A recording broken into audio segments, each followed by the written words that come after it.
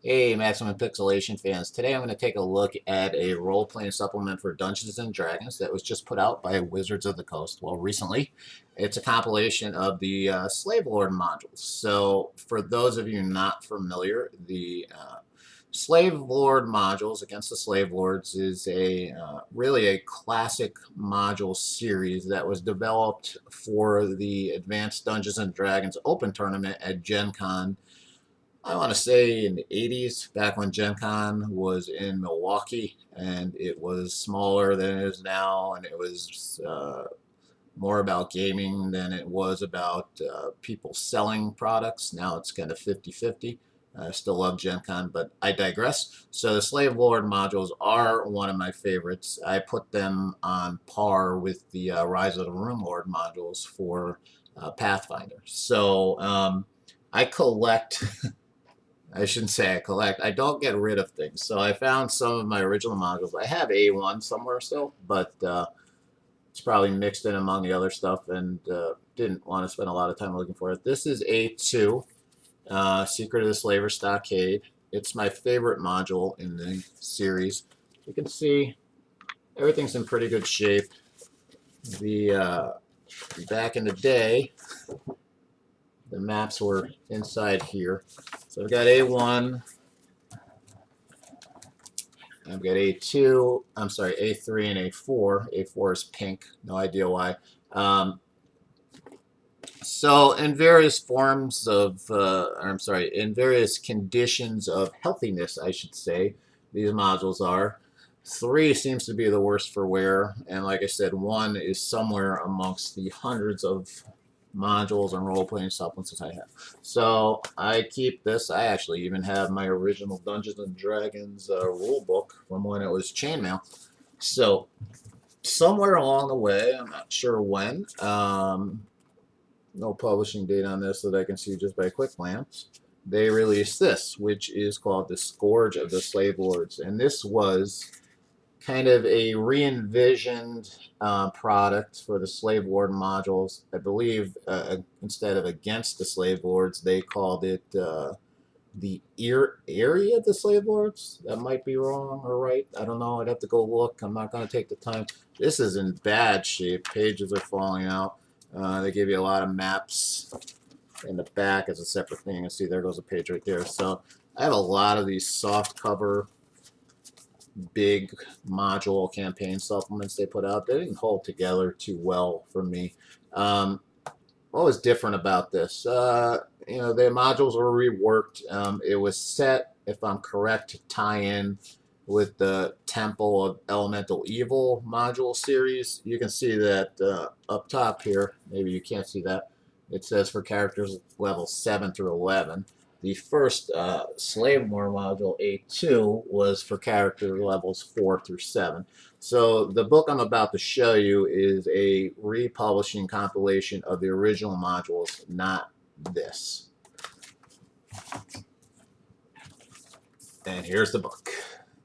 Very nice hardcover book, well binded, great artwork on the cover. I really like this. There was a sleeve that came with it.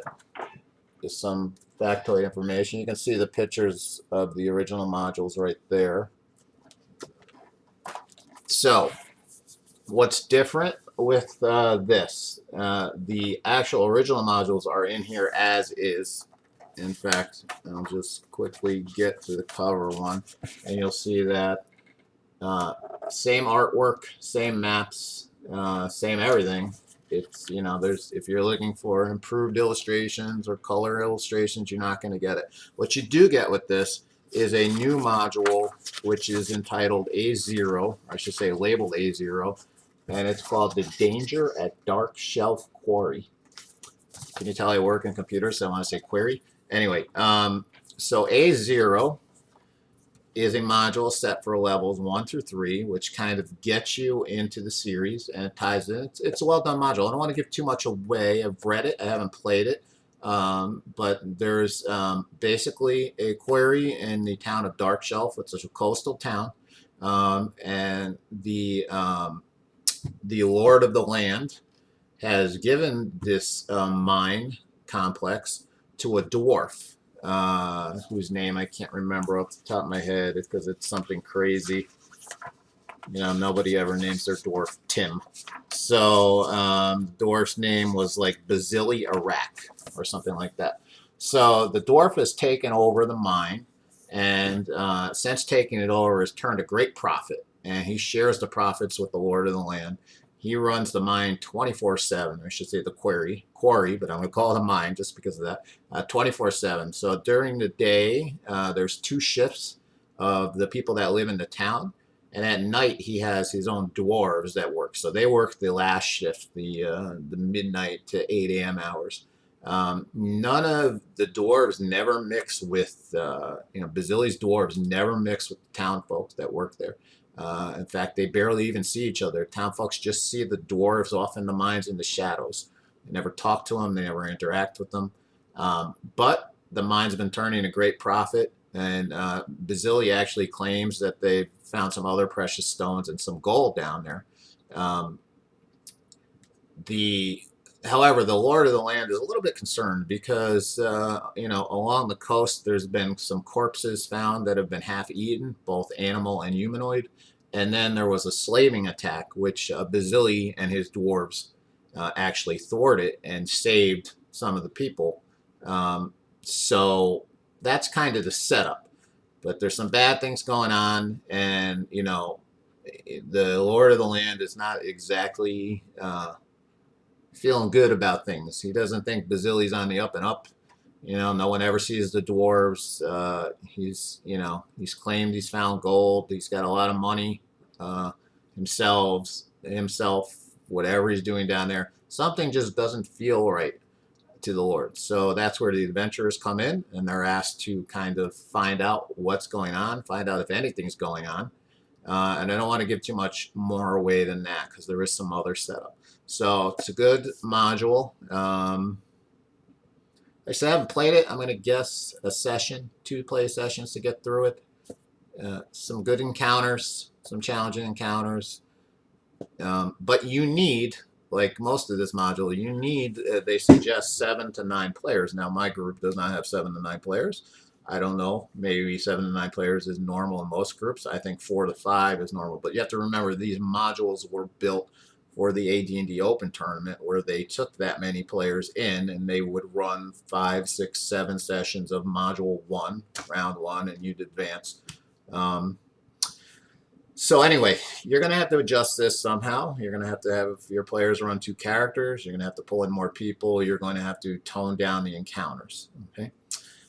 Other than that, I can page through some of the book here and show you that most of it is the same. What you'll find is, if I get to the right page here, that most of the maps and handouts are at the end of each module.